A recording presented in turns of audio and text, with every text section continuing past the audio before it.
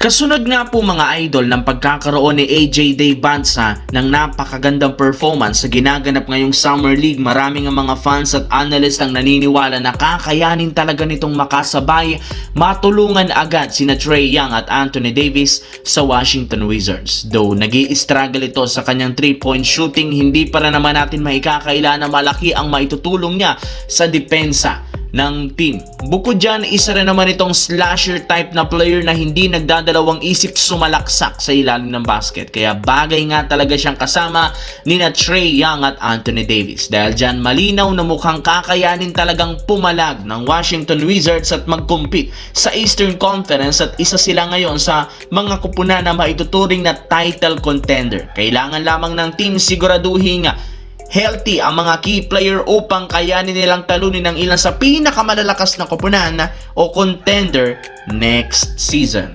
Samantala, dito naman, pumasok na nga ang NBA sa third week ng free agency at dahil nga nanahimik ang Los Angeles Lakers sa mga nakalipas na araw, nananatili para ng mga 13 player ang merong regular contract sa kasalukuyang lineup. Dagdagan mo pa ng pagpirma nila ngayon kay Zaire Williams ng 1-year deal. Pero ibinulgar nga ng isang insider sa 14 ngayon na sigurado nga pong merong tatanggalin pa o ititrade para lamang makakuha ng bago pang player.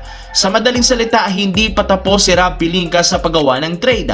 Balak nga nilang palakasin lalo ang lineup at ngayon nga po target naman nilang tanggalin ang ilan sa mga player na hindi nila masyadong nagamit kagaya ni Jared Vanderbilt at Dalton Knecht na hindi rin naman masyadong napapakinabangan. Kaya mas matalino nga kung gagamitin na lang nila ang dalawang ito bilang trade package para makakuha ng mga bagong player o di kaya future draft pick. Kapag natanggal nila ang mga ito, magkakaroon sila ng dagdag na cap space at bakanting pwesto para magamit sa pag-sign ng mga bagong player sa free agency. Sa kabilang banda, kahit man ilang linggo na ang nakakalipas mula ng isagawa ng Boston Celtics ang pag-trade nila kay Jalen Williams papunta sa Philadelphia 76ers kapalit ni Paul George at ilang future draft pick, binabatikos pa rin naman sila ngayon ng mga fans at analysts. Isang napakalaking pagkakamali ang ginawang ito ng front office ng Boston. Habang patuloy ngang binabatikos ang Celtics, hindi na rin naman naiwasan pang madamay dito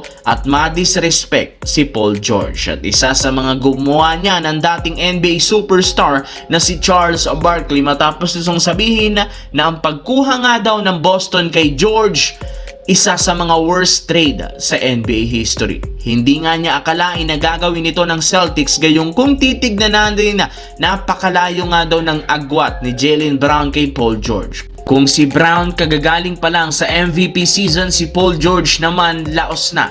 Bukod sa pagiging literal na injury prone kung saan nahihirapan nga siyang makapaglaro sa majority sa mga laban sa regular season at playoffs, wala na rin naman itong maayos na galaw. Hindi kagaya noon, napakaliit na lamang ng kanyang impact sa scoring at maging sa depensa, kaya hindi rin naman ito mapapakinabangan ng Boston Celtics sa susunod na taon.